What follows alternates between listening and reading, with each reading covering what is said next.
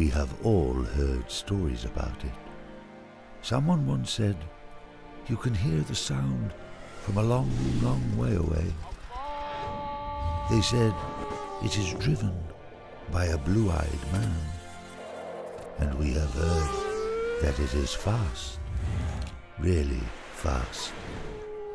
Difficult to spot even with the naked eye, and that it roars like thunder. You can tell when it is getting closer because the ground starts shaking.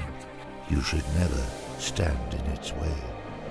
Our gates had remained closed for centuries. There were no ways to enter the city. We were protected by the gates that occasionally opened. Then the gate was opened permanently, and that's when change started happening in Oman.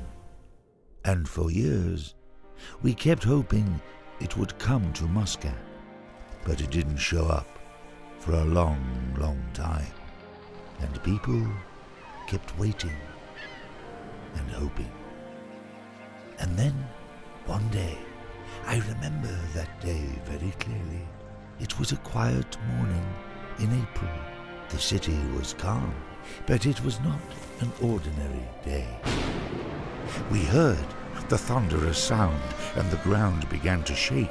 As the first drops of rain began to fall, the sound was getting closer and closer.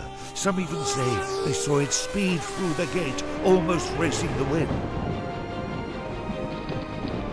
And by the time it reached the corniche, lightning was striking and rain was pouring, and still thousands lined the road to welcome it, waving it on. The sound, the roar, the thunder, it was finally here in the flesh. It was no longer a myth. What joy! What an amazing sight it was!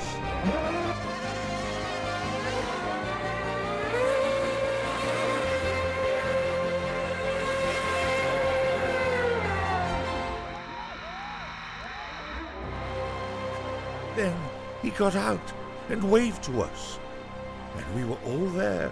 We all witnessed it. Nobody will forget that day.